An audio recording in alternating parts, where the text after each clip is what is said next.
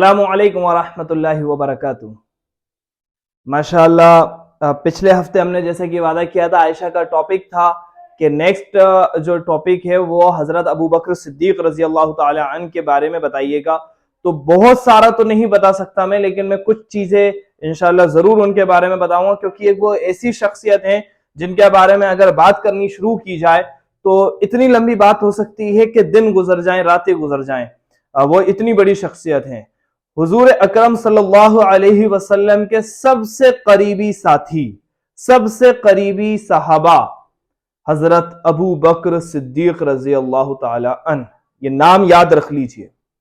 आज के नोट्स में आप लोग अपने अपने कोई भी चीज में यहां से लिखकर नहीं डालूंगा, आप अपने अपने दिल की आवाज से सुनिएगा और उसी दिल की आवाज से अपने पेन को चलाइएगा और हजरत अबू बकर सिद्दीक रज़ी अल्लाह ताला अन्हु के बारे में लिखिएगा इस वीडियो में देखकर। वो एक ऐसी शख्सियत है जिन्होंने मर्दों में सबसे पहले ईमान कबूल किया, इस्लाम लेकर आए। हजरत अबू बकर सिद्दीक रज़ी अल्लाह ताला अन्हु मर्दों में सबसे पहले, और हुजूर के साथ जो लगे तो ऐसा लगे कि एंड तक लगे रहे। ऐसी कुर्बानी, ऐसा मतलब आप समझें कि कुरान पाक में आपके बारे में आयतें आई हैं। अल्लाह अकबर। सहाबी नाम लेकर नहीं आई, लेकिन बताया गया है इस तरीके का। मतलब पहली चीज ये थोड़ी बहुत नोट्स बना लीजिए कि हजरत अबू बकर कौन थे। मतलब हुजूर के वफात के बाद मुसलमानों के जो लीडर थे, जो कैप्टन थे, खलीफा, फर्स्ट खलीफा हजरत अबू बकर सिद्दीक रज़ी अल्लाह ताला।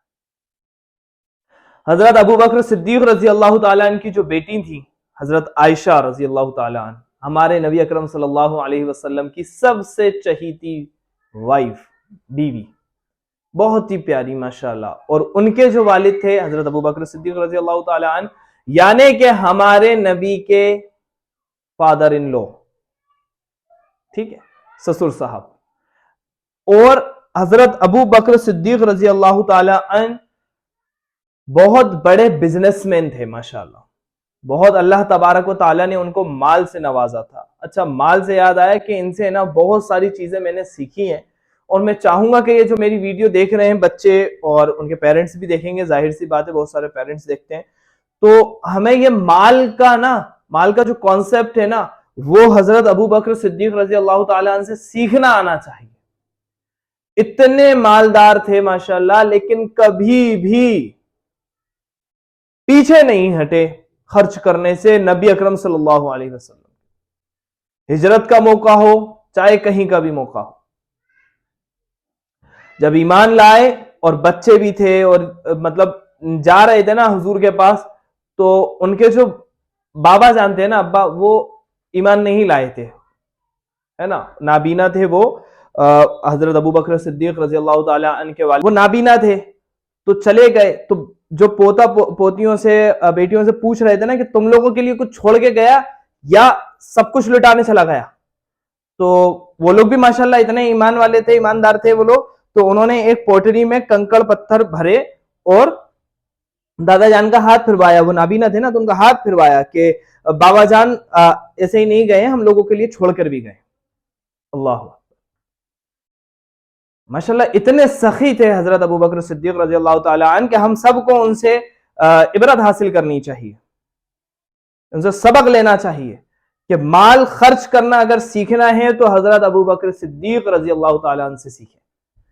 एक मर्तबा हजरत उमर ने ये कंपटीशन रखा था, लेकिन वो भी नेकियों में आगे बढ़ने का, कि नेकियों में आगे बढ़ जाऊं। तो हजरत उमर बता रहे थे एक बार इत्तेफाक से मेरे पास माल आ गया था, तो मैं ये सोच रहा था कि इस बार मैं ताउन में हजरत अबू बकर सिद्दीक रज़ी अल्लाह ताला अन्हु से आगे निकल जाऊंगा। तो जंग के वक्त पे जब ताउन का वक्त आया तो हजरत उमर लेकर आए अपनी तरफ से जो ताउन। तो उनसे पूछा गया कि उमर सब ले आए या घर वालों के लिए कुछ छोड़ा भी है? तो हजरत उमर ने कहा, नहीं अल्लाह के नबी, मैं छोड़कर आया हूं, निस्फ, आधा मैं घर वालों के लिए छोड़कर आया। लेकिन हजरत अबू बकर सिद्दीक रजी अल्लाह ताला अन्हु برا. اللہ اکبر. حالانکہ نبی اکرم صلی اللہ علیہ وسلم نے اس چیز کو منع کیا ہے نا. وہ ایک ٹائم ایسا تھا جب مسلمانوں کا جب بہت ہی حالت خراب تھے, اس ٹائم لیا ہے, لیکن بتایا گیا ہے کہ بھئی اس طریقے.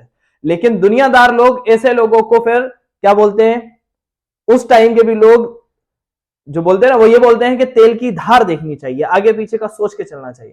لیکن قرآن پاک کہہ رہا ہے کہ ایسا ایمان دیکھو سفہا, یہ تو بے وقوف, کیونکہ ان میں آخرت بیٹھ گئی ہے, ان کے دماغ میں آخرت بیٹھ گئی. اللہ کرے ہم تمام کے بھی دلوں میں آخرت بیٹھ جائے. ہمارا تو یہ حال ہے کہ ہم 1000-1500 روپے بھی دین میں خرچ, اللہ راہ میں خرچ کرنے سے پہلے 1000 بار سوچ لیتے ہیں, کریں نہیں کریں. ٹھیک ہے, بہت یہ غلط بات ہے ہماری. ہم سب کو اللہ تبارک و تعالی حضرت ابو بکر صدیق رضی اللہ تعالی عنہ کے جو خرچ کرنے کا انداز تھا اللہ راہ میں, نبی اکرم صلی اللہ علیہ وسلم کے ساتھی ہونے کے ناطے, ویسا ہمیں تھوڑا بہت بھی اللہ تعالیٰ عطا کر دے تو ہمارا تو بیڑا پار ہو جائے گا. نہیں تو ہم سب ایسے کنجوس ہو چکے ہیں خاص طور پہ اللہ راہ میں خرچ کرنے میں کہ جس کا حد ہی نہیں ہے.